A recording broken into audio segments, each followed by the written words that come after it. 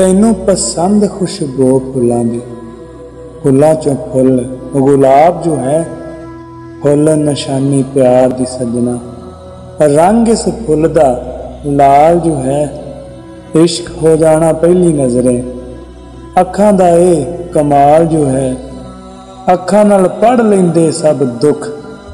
ए इश्क दा कमाल जो है, काका इश्क नू केड़ा जाने। जद इश्क च हुंदा सब कमाल जो है, तालब इश्क दियां जग देवे मसाला। इश्क सब तो कमाल जो है, इश्क सब तो कमाल जो है। तो इसी साडी अज दी पंजाबी पोएट्री ते इसे तरह की पंजाबी पोएट्री सुनने के वास्ते साडे चैनल को सबसक्राइब करो ते साथ ही साथ बैल आइकन जरूर प्रेस करना करो ताकि हर आने वाली वीडियो तुहाडे तक पहुंचती रहे। ते वीडियो नू लाइक शेयर करो ताकि हर आने वाली वीडियो तुहाडे तक पहुंचती रहे। इस दे नाल नवी वीडियो ते फिर मिलांगे। अल्लाह हाफिज़।